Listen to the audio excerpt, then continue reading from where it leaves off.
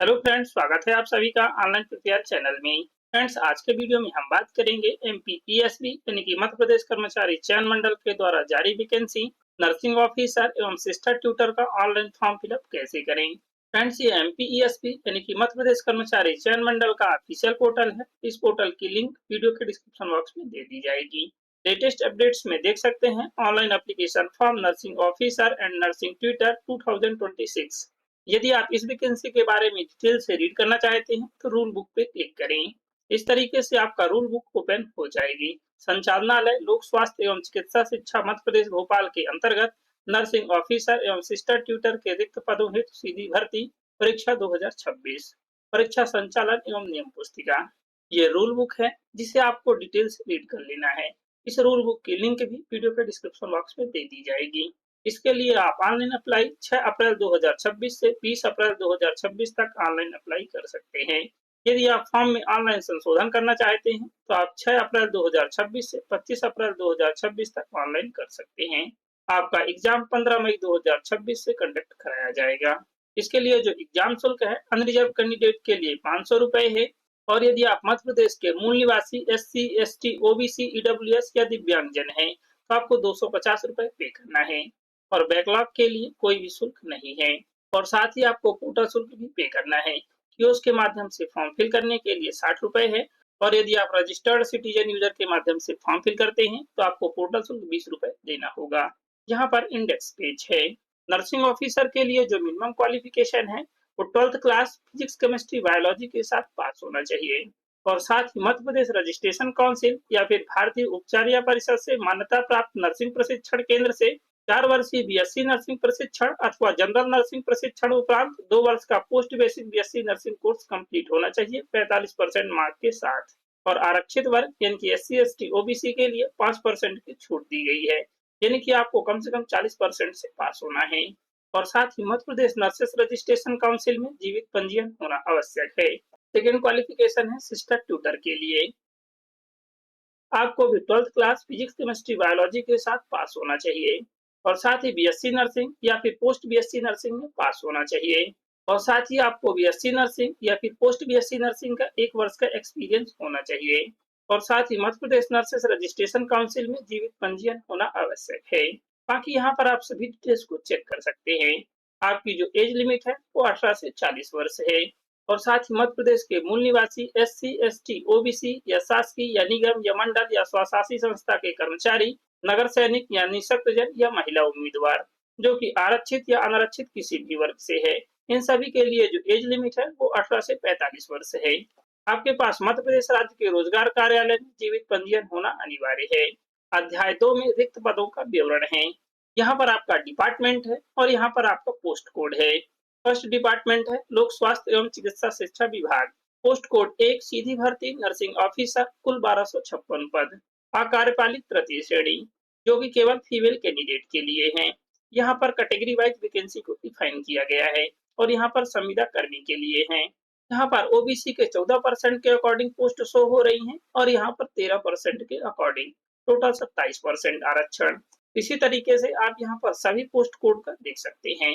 Nursing officer पद का जो वेतनमान है वो 28,700 है। लेवल 7 है। पोस्ट कोड 12 सीधी भर्ती सिस्टर ट्विटर, कुल 218 पद है। यहाँ पर आप कैटेगरी वाइज वैकेंसी को देख सकते हैं। सिस्टर ट्यूटर के लिए जो वेतनमान है वो 36,200 है। लेवल 9 है। आप यहाँ पर डिटेल से नोटिफिकेशन को रीड कर लें। इस नोटिफिकेशन की लिंक भी वीडियो के डिस्क्रिप्शन बॉक्स में दे दी जाएगी। ये एमपीईएसबी का अप्लाई पोर्टल है। इसी पोर्टल के माध्यम से फॉर्म फिल करेंगे।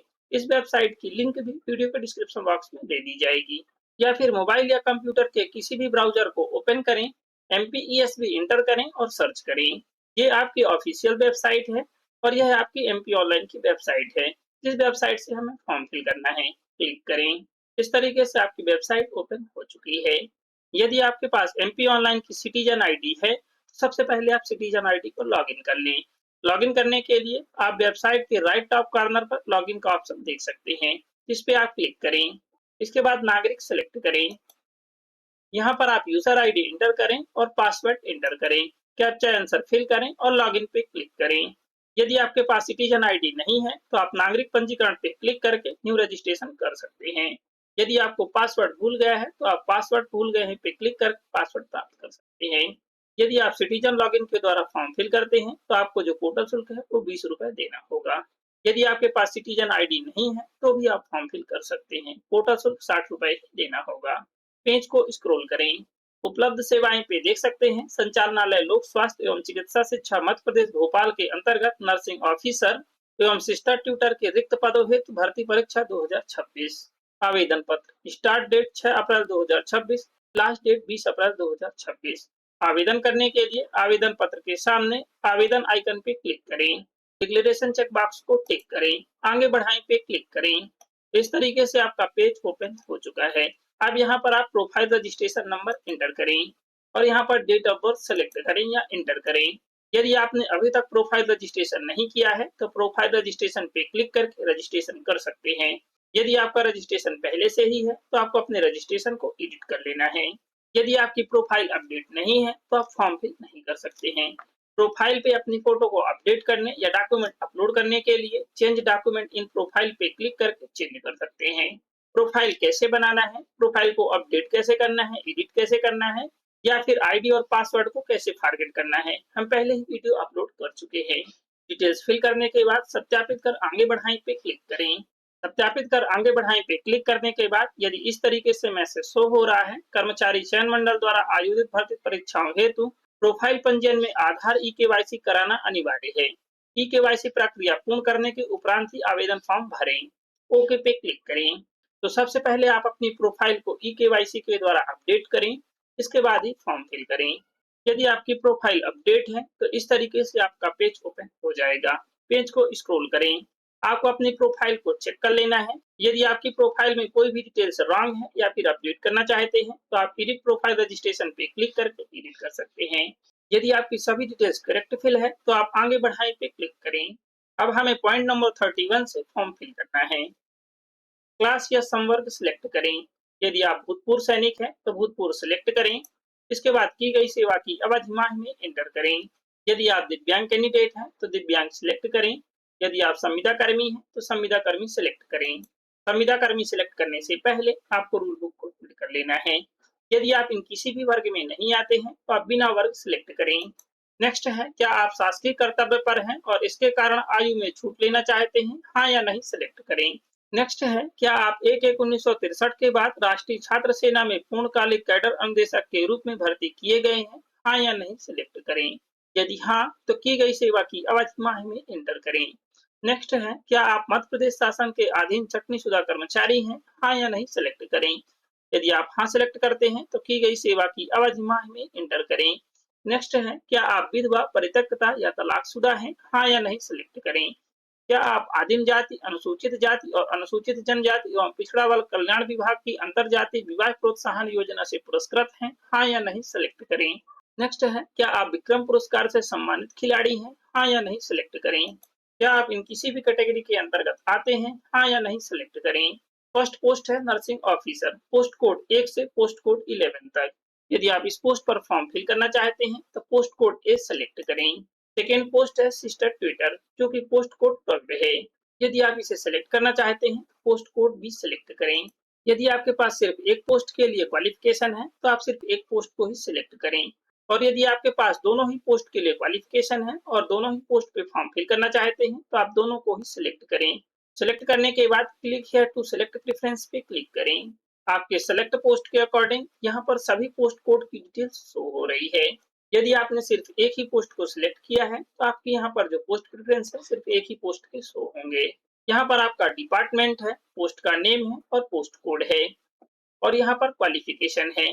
यदि आप इस पोस्ट के अकॉर्डिंग यह क्वालिफिकेशन रखते हैं तो आप यहाँ पर हाँ सेलेक्ट करें। यदि नहीं रखते हैं तो नहीं सेलेक्ट करें।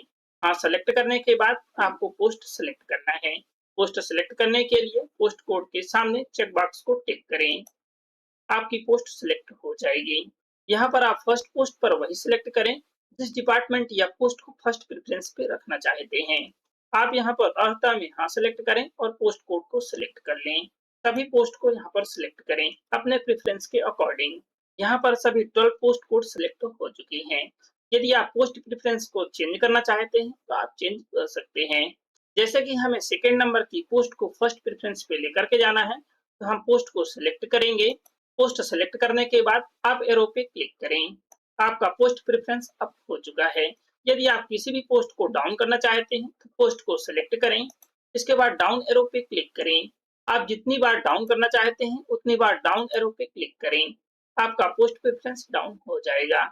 इसी तरीके से आप पोस्ट प्रेफरेंस को एडजस्ट कर लें। यदि आपके पास क्वालिफिकेशन है, तो आप सभी पोस्ट को सिलेक्ट करें। नेक्स्ट है मध्य प्रदेश राज्य के रोजगार कार्यालय में जीवित पंजीयन है। यदि आपके पास जीवित पंजीयन है, तो हाँ सेलेक्ट करें। यदि आपके पास रोजगार पंजीयन नहीं है, तो आप फॉर्म फिल नहीं कर सकते हैं, हाँ सेलेक्ट करें। इसके बाद पंजीयन क्रमांक एंटर करें और यहाँ पर रजिस्ट्रेशन डेट सेलेक्ट करें। आपका रजिस्ट्रेशन किस जिले से है, जिला सेलेक्ट करें। रूल बुक के अकॉर्डिंग आप न्यूनतम शैक्षणिक अर्हता एवं अन्य अर्हता रखते हैं, हाँ सेलेक्ट करें। क्या आपके पास समग्र सदस्य आईडी है, हाँ सेलेक्ट करें। इसके बाद यहाँ पर समग्र सदस्य आईडी एंटर करें, जो कि 9 अंक की होती है। यदि आपके पास समग्र सदस्य आईडी नहीं है, तो आप नहीं सेलेक्ट करें। इसके बाद एग्जाम सेंटर सेलेक्ट करें। फर्स्ट एग्जाम सिटी सेलेक्ट करें, सेकेंड एग्जाम सिटी सेलेक्ट करें, थर्ड एग्जाम सिटी सेलेक्ट करें। इसी तरीके से आप यहाँ पर सभी एग्जाम सिटी को सेलेक्ट करें। सभी डिटेल्स फिल करने के बाद एक बार आपको चेक कर लेना है। यदि आपकी सभी डिटेल्स करेक्ट फिल है, तो आप डिक्लेरेशन चेक बॉक्स को टिक करें और आगे बढ़ाएं पे क्लिक करें। इस तरीके से आपका एप्लीकेशन फॉर्म सबमिट हो चुका है। यहाँ पर आपका एप्लीकेशन नंबर है, जिसे आपको नोट कर लेना है। यदि आप पेमेंट करने से पहले किसी भी कारणवश पेज से बाहर हो जाते हैं, तो आप आवेदन क्रमांक को फाइंड नहीं कर सकते हैं। दोबारा से फॉर्म फिल करना होगा, इसलिए आपको एप्लीकेशन नंबर को नोट कर लेना है। नर्सिंग ऑफिसर पोस्ट के लिए आप अपनी मार्कशीट अपलोड करें और यहाँ पर सिस्टर ट्यूटर के लिए आप अपनी मार्कशीट अपलोड करें। आपको अपनी क्वालिफिकेशन के अकॉर्डिंग मार्कशीट अपलोड करना है। डॉक्यूमेंट का जो फाइल डायमेंशन है, विड्थ 700 पिक्सल से 800 पिक्सल और हाइट 400 पिक्सल से 950 पिक्सल होना चाहिए। और इसका जो फाइल फॉर्मेट वो जेपीजी में होना चाहिए और फाइल साइज 150 केबी से कम होना चाहिए। मार्कशीट अपलोड करने के लिए चूज फाइल पे क्लिक करें, मार्कशीट सेलेक्ट करें, ओपन पे क्लिक करें। मार्कशीट अटैच हो चुकी है, अपलोड पे क्लिक करें। मार्कशीट अपलोड हो चुकी है, ओके पे क्लिक करें। यदि आप अपलोडेड मार्कशीट को देखना चाहते हैं, तो आप क्लिक टू डाउनलोड पे क्लिक कर मार्कशीट को देख सकते हैं। यदि आपकी इनकरेक्ट मार्कशीट अपलोड हो चुकी है, तो आप सेम तरीके से दोबारा मार्कशीट अपलोड कर सकते हैं। सेकेंड पोस्ट के लिए सेम तरीके से मार्कशीट अपलोड करें। करेक्ट मार्कशीट अपलोड करने के बाद सभी डिटेल्स चेक करने के बाद सबमिट डिटेल्स पे क्लिक करें। आपका फॉर्म सबमिट हो चुका है। यहाँ पर आपका एग्जाम शो हो रहा है, जिसे हमें पे करना है। पेज को स्क्रॉल करें। अब हमें एप्लीकेशन फीस पे करना है। पे करने से पहले आप अपने एप्लीकेशन फॉर्म को प्रिंट आइकन पे क्लिक करके प्रिंट कर लें। एप्लीकेशन फॉर्म प्रिंट करने के बाद ही आप पेमेंट कर सकते हैं। प्रिंट करने के बाद प्रोसीड टू पेमेंट पे क्लिक करें। इस तरीके से आपका पेमेंट पेज ओपन हो चुका है। अब आप यहाँ पर नेट बैंकिंग, डेबिट या क्रेडिट कार्ड, यूपीआई किसी भी एक माध्यम से पे कर सकते हैं। यूपीआई से पे करने के लिए यूपीआई सेलेक्ट करें, पेटीएम पे क्लिक करें। यहाँ पर आपका रेफरेंस नंबर और एप्लीकेशन नंबर है, इसे आपको नोट कर लेना है। यदि आपका पेमेंट किसी कारणवश फेल हो जाता है, तो इसी रेफरेंस नंबर के द्वारा भुगतान पुनः सत्यापन की लिंक पर क्लिक करके पेमेंट का वेरिफिकेशन कर सकते हैं। नोट करने के बाद सबमिट पे क्लिक करें। इस तरीके से आपका क्यूआर कोड जनरेट हो चुका है, जिसे आप किसी भी यूपीआई ऐप से स्कैन करें और पे करें। यदि आप डेबिट या क्रेडिट कार्ड से पे करना चाहते हैं, तो इस लिंक पर क्लिक करके पे कर सकते हैं या फिर नेट बैंकिंग पे क्लिक कर नेट बैंकिंग से पे कर सकते हैं या फिर पेटीएम को लॉगिन करके भी पे कर सकते हैं। यदि आप यूपीआई आईडी फिल करके पे करना चाहते हैं, तो आप पेटीएम की जगह पे जियो भी पेमेंट गेट पे सिलेक्ट करें। पेमेंट सक्सेसफुल सबमिट होने के बाद आपका एप्लीकेशन फॉर्म जनरेट होगा, जिसे आपको प्रिंट कर लेना है। यदि आप कोई स्टेप बाद में कंप्लीट करना चाहते हैं, जैसे कि डॉक्यूमेंट अपलोड करना चाहते हैं या फॉर्म को सबमिट करना चाहते हैं या पेमेंट सबमिट करना चाहते हैं या फिर अपने एप्लीकेशन फॉर्म को प्रिंट करना चाहते हैं, तो आप यहाँ पर देख सकते हैं आवेदन की स्थिति एवं भुगतान। यहाँ पर आप अपना एप्लीकेशन नंबर इंटर करें, डेट ऑफ बर्थ इंटर करें और यहाँ पर पासवर्ड इंटर करें। यहाँ पर आपको अपना प्रोफाइल पासवर्ड इंटर करना है। यदि प्रोफाइल पासवर्ड भूल गया है, तो आप उसे फॉरगेट कर लें। कैप्चा आंसर फिल करें और आगे बढ़ाएं पे क्लिक करें। इसके बाद आप डॉक्यूमेंट अपलोड कर सकते हैं, फॉर्म सबमिट कर सकते हैं, पेमेंट कर सकते हैं और एप्लीकेशन फॉर्म को प्रिंट कर सकते हैं। इसके लिए सेम प्रोसेस है। पेज को स्क्रॉल करें। यदि आप पेमेंट करने के बाद किसी भी प्रकार का संशोधन करना चाहते हैं, तो आप भुगतान पश्चात संशोधन के सामने आवेदन करें आइकन पे क्लिक करके सेम तरीके से संशोधन कर सकते हैं। आप ऑनलाइन संशोधन 25 अप्रैल 2026 तक कर सकते हैं। आई होप ये इन्फॉर्मेशन आपके लिए हेल्पफुल होगी। यदि ये इन्फॉर्मेशन आपके लिए हेल्पफुल है तो प्लीज वीडियो को लाइक और शेयर जरूर करें। यदि आप चैनल पे न्यू हैं तो प्लीज चैनल को सब्सक्राइब जरूर करें और साथ ही बेल आइकन को भी प्रेस करें ताकि हर वीडियो की नोटिफिकेशन आपको मिल सके। Thank you.